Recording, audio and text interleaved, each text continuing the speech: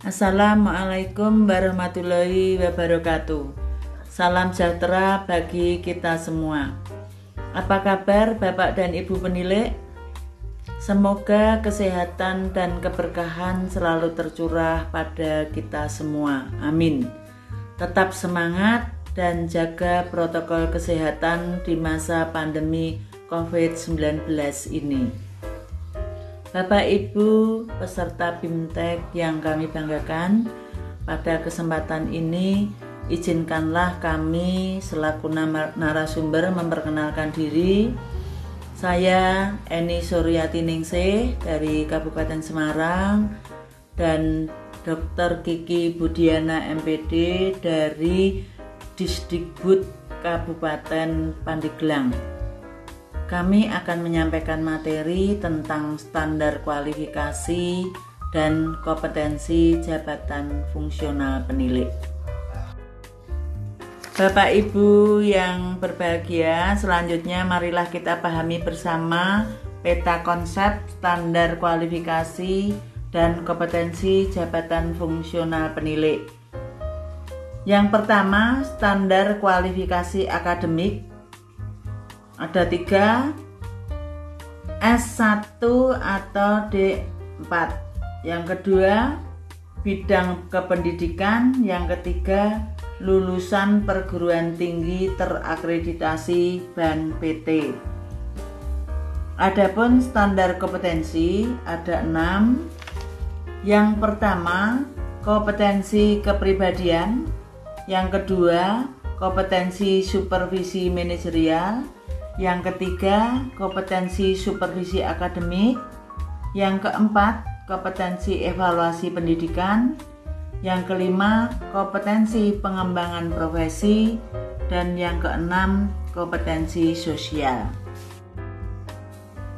Setelah memahami peta konsep tersebut, marilah kita memahami tentang tujuan mengikuti BIMTEK Jabatan Fungsional Penilik.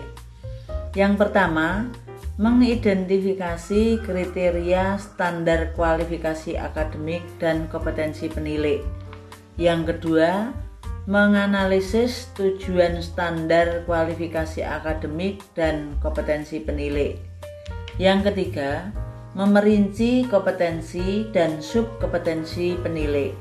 Dan yang keempat, menggabungkan kesesuaian standar kualifikasi akademik dan kompetensi penilik dengan pelaksanaan pengendalian mutu dan evaluasi dampak program PAUD dan Dikmas saat ini. Selanjutnya akan kami sampaikan landasan hukum perlunya standar kualifikasi dan kompetensi bagi jabatan fungsional penilik. Berdasarkan tugas pokok penilik, seperti yang telah disampaikan pada materi sebelumnya, penilik merupakan pejabat profesional, maka harus memiliki standar kualifikasi dan kompetensi yang sesuai dengan pelaksanaan tugasnya. Sehingga penilik harus memahami secara komprehensif kualifikasi akademik dan standar kompetensinya. Apakah landasan hukum perlunya standar kualifikasi dan kompetensi bagi jabatan fungsional penilik? Marilah kita pelajari lebih dalam lagi. Landasan hukum pengangkatan dalam jabatan fungsional penilik diatur sesuai Peraturan Menteri Negara Pendayagunaan Aparatur Negara dan Reformasi Birokrasi atau Permen PAN RB nomor 14 tahun 2010 tentang jabatan fungsional penilik dan angka kreditnya. Yang kedua, diatur dalam Peraturan Menteri Pendidikan dan Kebudayaan nomor 98 tahun 2014 tentang standar kualifikasi akademik dan kompetensi penilik. Fungsi standar kualifikasi dan kompetensi jabatan fungsional penilik. Bapak Ibu penilik yang berbahagia, Faktor penentu keberhasilan pelaksanaan program layanan PAUD dan Dikmas adalah pembinaan peningkatan mutu dan kualitas satuan pendidikan. Kegiatan pengendalian mutu dan evaluasi dampak akan berdaya dan berhasil guna apabila didukung oleh penilik yang memiliki kualifikasi yang sesuai. Kualifikasi akademik merupakan tingkat pendidikan yang harus ditempuh atau dimiliki seseorang agar memperoleh kewenangan dan legitimasi dalam menjalankan profesinya. Sehingga kualifikasi akademik digunakan sebagai persyaratan dalam menentukan kelayakan penugasan penilik. Fungsi standar kualifikasi dan kompetensi jabatan fungsional penilik terdiri dari 3 hal, sebagaimana diatur dalam Permenpan dan RP nomor 14 tahun 2010 dan Permendikbud nomor 98 tahun 2014. Pasal 1, standar kualifikasi akademik berfungsi sebagai persyaratan dalam pengangkatan penilik dan untuk menentukan kelayakan penugasan penilik. Fungsi yang kedua yaitu sebagai pedoman penilaian kemampuan penilik dalam melakukan tugas atau kinerjanya. Sedangkan fungsi yang ketiga yaitu sebagai rujukan dalam melakukan pembinaan dan sebagai penentu faktor keberhasilan di dalam pembinaan program layanan PAUD dan Dikmas. Bapak Ibu peserta BIMTEK penilik yang berbahagia, marilah kita pahami lebih dalam lagi Permenpan RB nomor 14 tahun 2010 pada bab 10 pasal 34 ayat 1 yang berbunyi, pada saat peraturan Menteri Negara Pendayagunaan Aparatur Negara dan Reformasi Birokrasi ini ditetapkan, penilik sebagaimana dimaksud dalam pasal 33 ayat 1 apabila tidak memperoleh ijazah S1 atau D4, kenaikan pangkat paling tinggi penata tingkat 1 golongan ruang 3D. Jadi apabila Bapak Ibu penilik yang sampai dengan saat ini belum menyelesaikan pendidikan S1 atau D4, maka pangkat tertinggi golongan 3D. Sebagai toleransi disebutkan dalam pasal 34 ayat 3, yaitu pada saat peraturan Menteri Negara Pendayagunaan Aparatur Negara dan Reformasi Birokrasi ini ditetapkan, penilik yang belum memiliki ijazah S1 atau D4, jabatan atau pangkatnya ditetapkan sesuai dengan jabatan atau pangkat terakhir yang dimiliki, dengan ketentuan paling lama 10 tahun sejak peraturan ini diberlakukan yang bersangkutan harus memiliki ijazah S1 atau D4.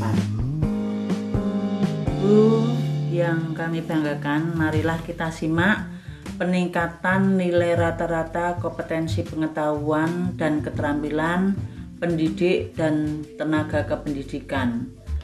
Saat ini mencapai 8.0.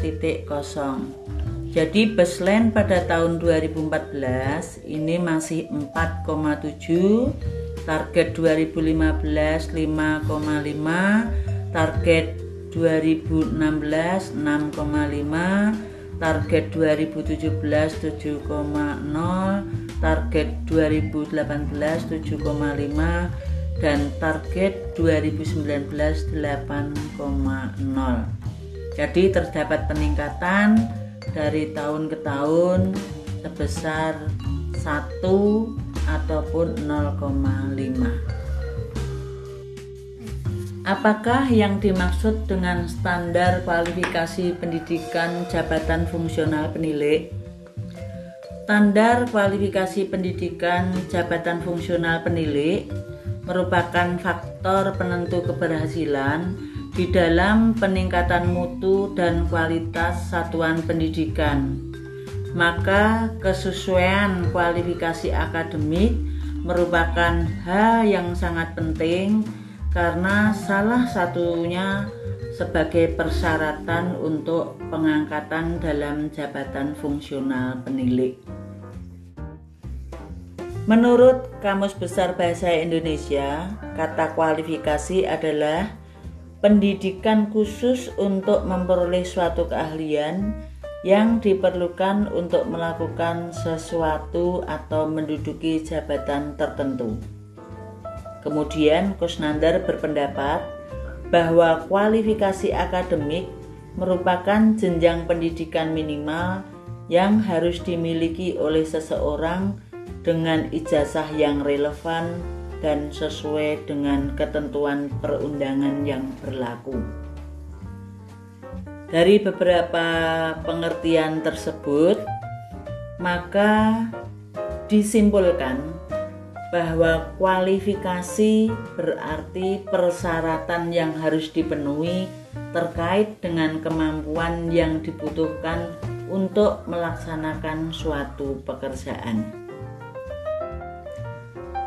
Kualifikasi akademik merupakan tingkat pendidikan yang harus ditempuh atau dimiliki seseorang agar memperoleh kewenangan dan legitimasi dalam menjalankan profesinya.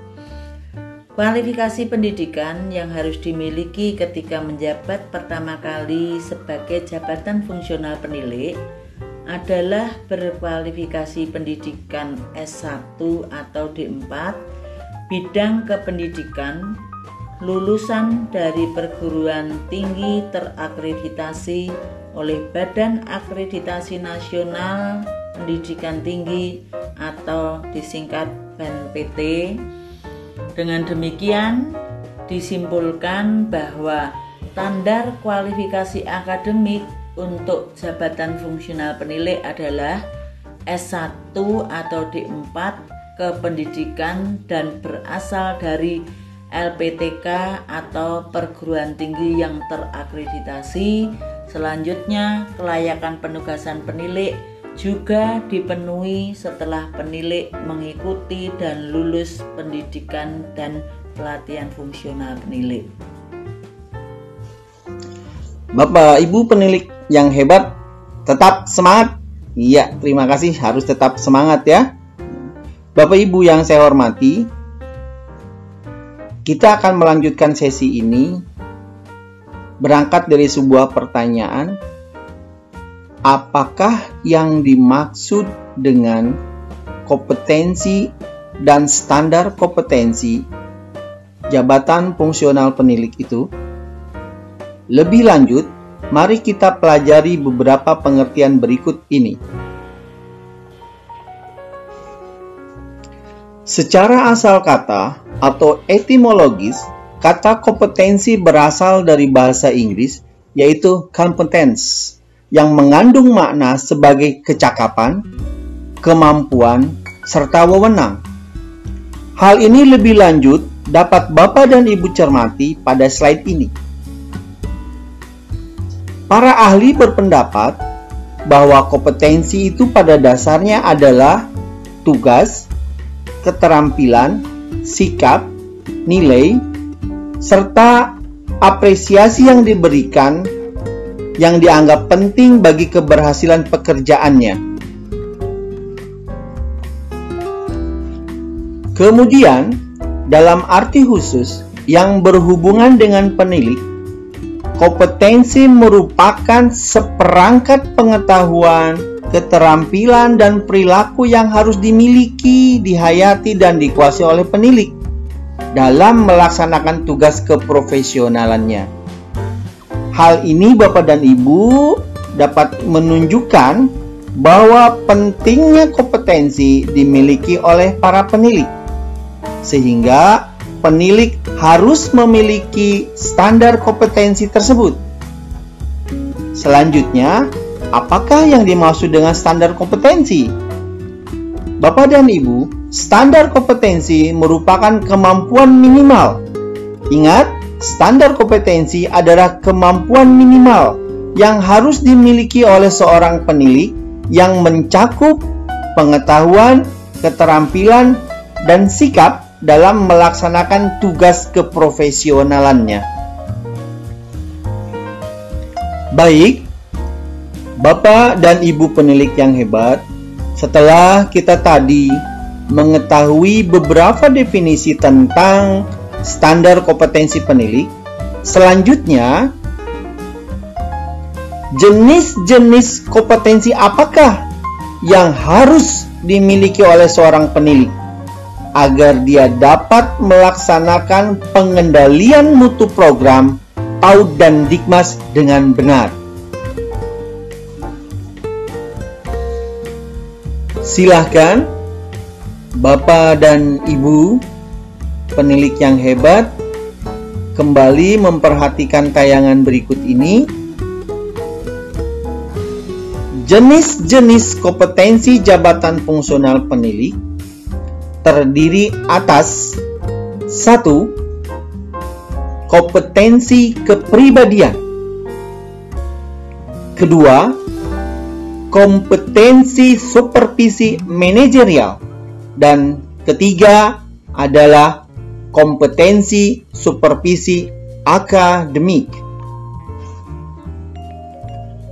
Selanjutnya, jenis kompetensi jabatan fungsional penilik yang keempat adalah kompetensi evaluasi pendidikan. Kemudian yang kelima, kompetensi pengembangan profesi. Dan yang terakhir Bapak dan Ibu, yang keenam adalah kompetensi sosial. Nah, dengan demikian dapat kita ketahui bahwa jenis-jenis kompetensi jabatan fungsional itu yang harus dimiliki oleh seorang penilik terdiri dari 6 jenis. Masih ingat Bapak dan Ibu apa saja ke-6 jenis itu? Baik, mari kita perhatikan slide berikut ini. Coba, kompetensi apa Bapak dan Ibu? Iya, benar. Ini adalah kompetensi kepribadian yang menggambarkan kemampuan personal yang terrefleksikan, misalnya beriman, bertakwa, berakhlak mulia. Seperti dalam uraian slide ini.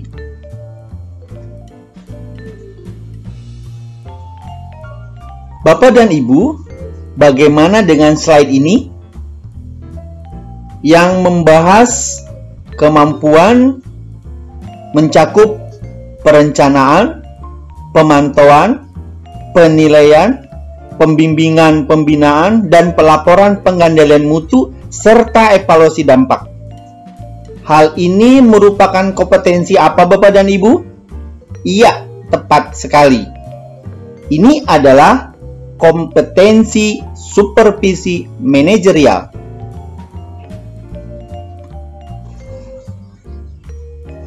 Kemudian, selanjutnya adalah kompetensi supervisi akademik.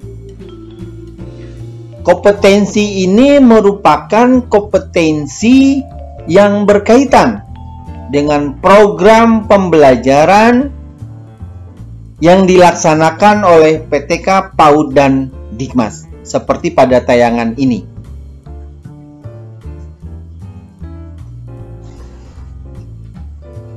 Bapak dan Ibu, pada slide ini dijelaskan bahwa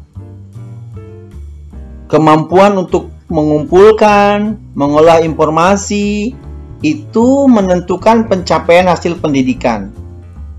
kegiatan pengumpulan pengolahan informasi untuk menentukan pencapaian hasil pendidikan itu merupakan kompetensi evaluasi pendidikan yang harus dimiliki oleh penilik.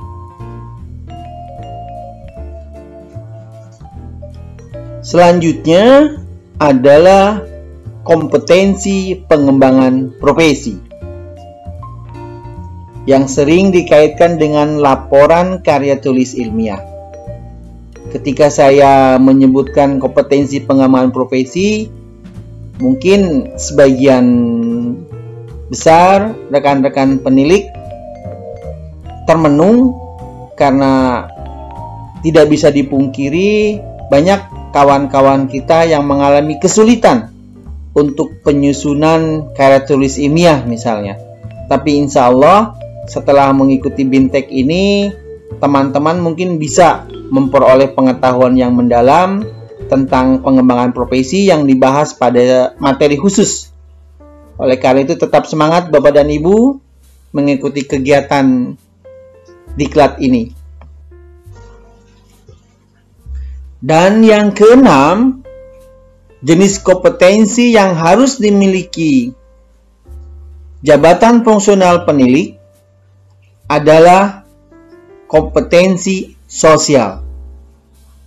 Hal ini yang berhubungan dengan komunikasi dan kerjasama dengan pemangku kepentingan.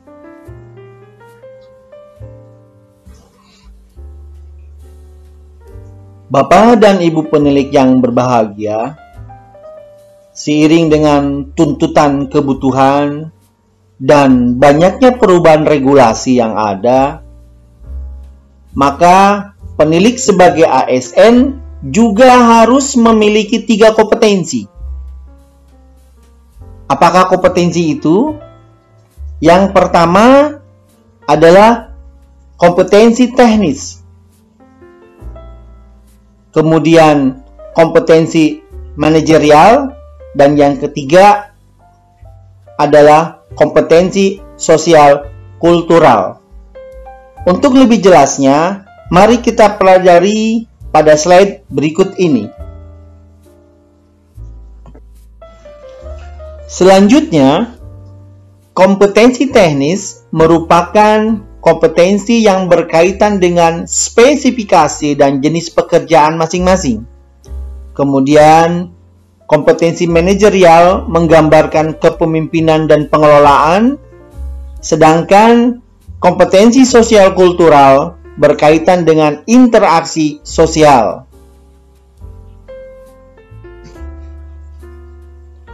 Bapak dan Ibu penilik, lebih jelasnya mari kita pelajari tentang kompetensi dan subkompetensi jabatan fungsional penilik.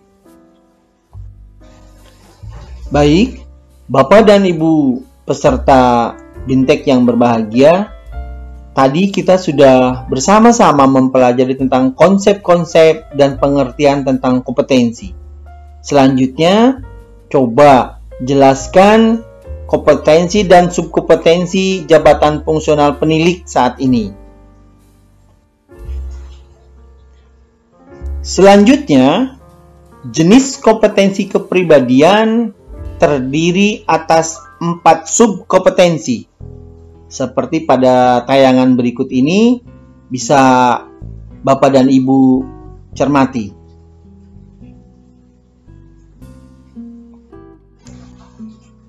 Bapak dan Ibu, selanjutnya, lebih operasional, subkompetensi itu dapat direfleksikan seperti menampilkan pribadi yang jujur, menghargai pendidik dan tenaga kependidikan tanpa membedakan latar belakangnya. Kemudian, subkompetensi memiliki kepribadian yang mantap, stabil, dewasa, arif, dan berwibawa, terrefleksi seperti berperilaku yang jujur dan bersikap yang mandiri. Mungkin lebih jelasnya Bapak dan Ibu bisa cermati slide ini.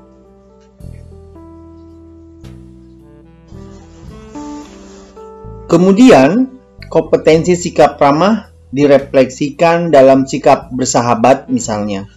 Dan Etos kerja dapat dilihat dari ketaatan terhadap kode etik profesi penilik. Lebih jelasnya bisa Bapak dan Ibu cermati tayangan berikut. Baik, Bapak dan Ibu, dalam jenis kompetensi supervisi manajerial berkaitan dengan pelaksanaan pengendalian mutu dan evaluasi dampak. Bisa Bapak dan Ibu perhatikan pada slide ini. Dalam pelaksanaan pengendalian mutu direfleksikan dalam kegiatan rutinitas penilik sesuai dengan tugas dan fungsinya, seperti dalam menyusun perencanaan, pemantauan, penilaian, pembimbingan, dan pelaporan. Sedangkan evaluasi dampak dimulai dengan menyusun desain, menyusun instrumen, melaksanakan kegiatan, dan melaporkan. Kemudian diakhiri dengan presentasi.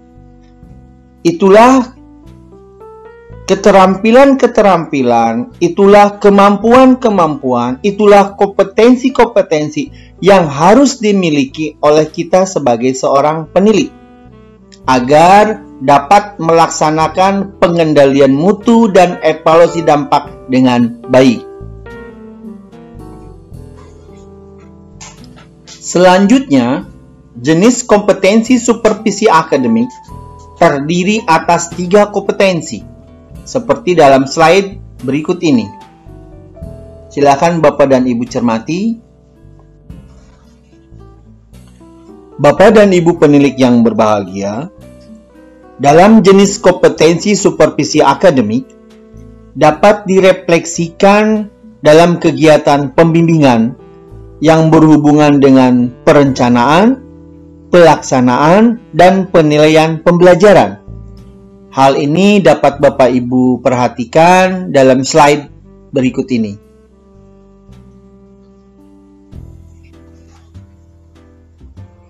Untuk jenis kompetensi evaluasi pendidikan, Bapak dan Ibu penilik harus memahami pelaksanaan evaluasi pendidikan sesuai dengan tugas dan fungsinya, sehingga dapat dibagi menjadi 3, yaitu untuk penilik PAUD, untuk penilik kesetaraan dan keaksaraan, serta untuk penilik kursus.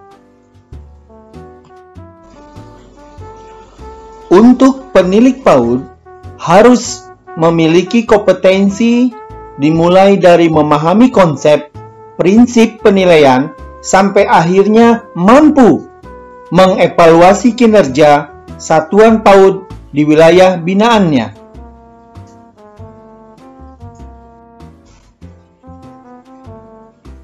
Selanjutnya, Bapak dan Ibu penilik kesetaraan dan keaksaraan pun sama harus memiliki kemampuan secara konsep dan aplikatif tentang penilaian dalam pendidikan kesetaraan dan keaksaraan, seperti pada tayangan berikut ini.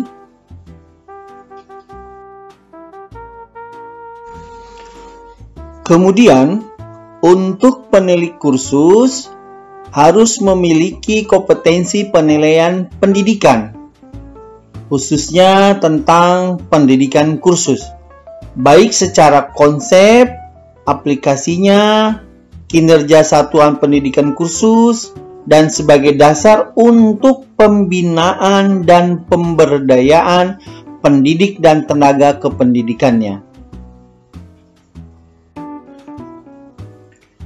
Bapak dan Ibu penilik yang berbahagia, jenis kompetensi yang kelima adalah kompetensi pengembangan profesi yang berkaitan dengan kemampuan dalam melaksanakan pengembangan profesi, pengembangan mutu, PAUD, dan Dikmas. Dalam melaksanakan pengembangan mutu, layanan PAUD dan Dikmas, pengembangan profesi meliputi karya tulis ilmiah, penyaduran, pembuatan buku standar atau pedoman, kemudian menjadi juara dalam event-event lomba karya ilmiah. Bapak dan Ibu yang berbahagia, kompetensi yang keenam yang harus dimiliki oleh Bapak Ibu penilik yang hebat adalah kompetensi sosial. Kompetensi ini berkaitan dengan sikap terbuka, komunikasi yang efektif, dan mampu mengembangkan jejaring atau kerjasama. Selanjutnya, sikap terbuka dapat direfleksikan oleh seorang penilik dalam hal dapat menerima masukan, mentaati norma sosial yang berlaku, serta harus dapat menghargai pendidik dan tenaga kependidikan tanpa membedakan latar belakangnya. Itulah beberapa refleksi dari subkompetensi memiliki sikap terbuka, bertindak objektif, dan tidak diskriminatif.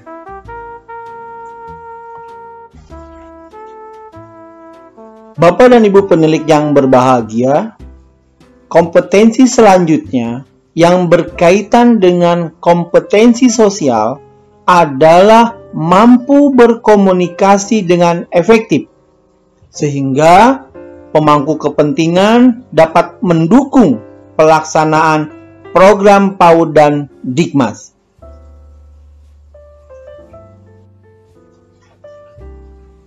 Selain itu, penilik juga harus mampu mengembangkan jejaring kerjasama atau kemitraan dalam upaya pemberdayaan masyarakat, sehingga pendidikan anak usia dini dan pendidikan masyarakat dapat menjawab kebutuhan masyarakat saat ini. Bapak dan Ibu peserta Bintek Jabatan Fungsional Penilik yang berbahagia, kita telah mempelajari tentang kualifikasi dan kompetensi penilik. Semoga ini dapat menambah pengetahuan dan kecintaan Bapak dan Ibu terhadap profesi penilik, sehingga kita dapat mewujudkan layanan PAUD dan Dikmas yang berkualitas. Untuk mengingat kembali tentang materi tadi, Bapak dan Ibu silahkan kerjakan tugas di link yang sudah kami tampilkan di slide ini. Sekali lagi terima kasih, salam sehat, wassalamualaikum warahmatullahi wabarakatuh. Tetap semangat!